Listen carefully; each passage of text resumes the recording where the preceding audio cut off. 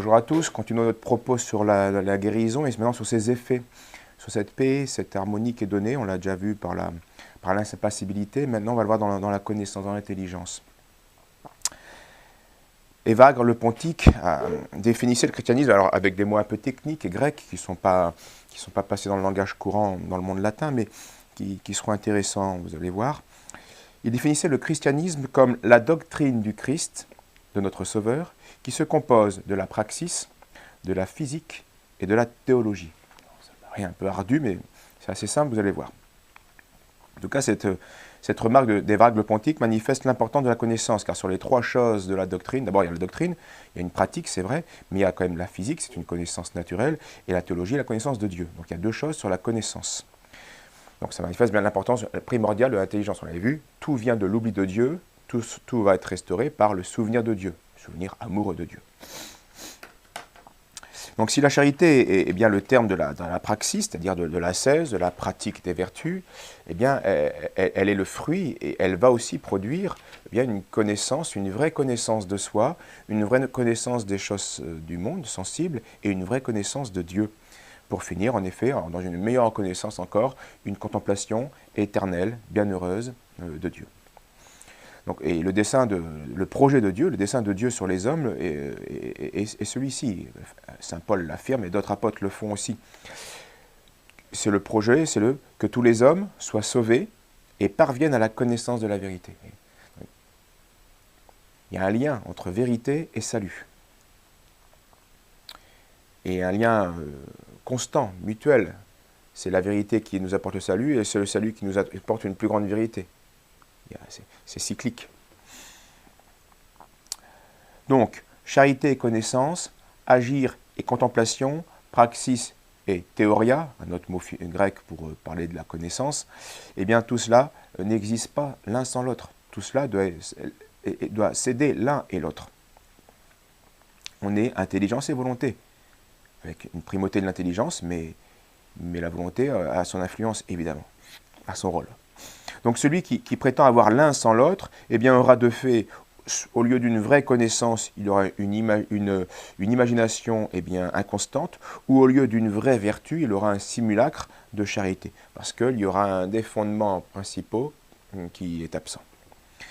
Donc la praxis, l'ascèse, on a vu, tout ça c'est synonyme, la charité, c'est le fruit de tout cela, la pratique des commandements, c'est la condition, les vertus, eh bien tout ça va purifier l'âme et lui permet eh bien d'accéder à la contemplation des choses spirituelles. C'est ce qu'on entend par théoria, de manière générique.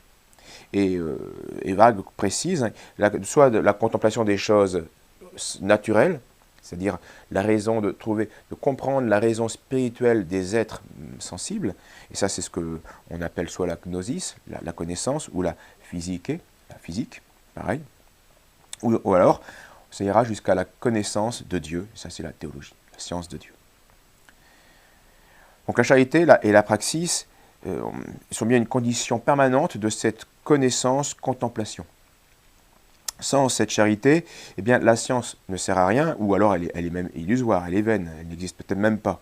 Et si elle existe, elle ne servira à rien parce qu'elle sera nuisible. Ça sert à quoi d'avoir la lumière si ça ne peut rien en faire? Ça ne dure pas indéfiniment et on retombe dans les ténèbres. Saint Paul reprochait cela à certains à son époque. Ils font profession de connaître Dieu, mais ils le renient par leurs œuvres. Donc sans charité, il n'y a point de sagesse digne de ce nom. Il n'y a qu'une connaissance mondaine, ou ce qu'on appelle aussi la prudence de la chair.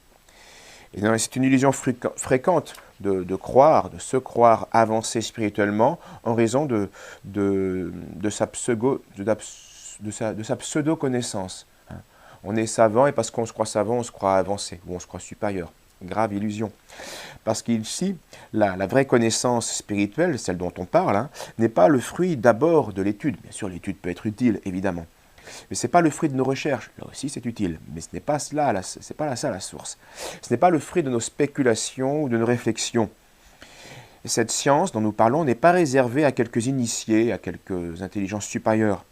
Elle est donnée à tous ceux qui ont un cœur pur, un cœur d'enfant, un cœur droit. C'est ce que l'Évangile le dit. Et qui parfois sont même analphabètes. Combien de saints n'ont jamais su ni lire ni écrire? et n'ont eu une culture humaine que très pauvre. Et pourtant une connaissance des hommes, des choses et d'eux-mêmes, et de Dieu, qui était supérieure à la plupart des hommes. Et on le voit aussi chez on le constate même sans aller jusqu'à ce degré de sainteté, des hommes qui ont peu de culture, mais qui sont humbles et qui sont proches des choses humbles, eh bien ils ont une grande science, une grande sagesse, une grande psychologie humaine. Cette sagesse est donc donnée à ceux qui ont la crainte de Dieu, qui ont une pureté de vie par la pratique des commandements et qui ont cette humilité du cœur. Alors, il faudra donc dire, et ce sera l'objet de notre prochain entretien, il faudra dire quelques mots rapidement sur ces 2 degrés de la connaissance-contemplation.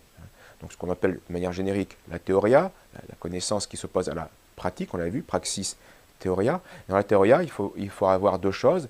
D'abord, la physique, ce qui est cette connaissance naturelle des choses, mais complètement réorientée grâce à notre vertu et à la charité. Et puis la deuxième connaissance, qui est d'ordre naturel, qui est la théologie. Et tout cela, eh bien, sera donc don de sagesse, don du Saint-Esprit, comme nous l'avons énoncé. Voilà, merci et à bientôt.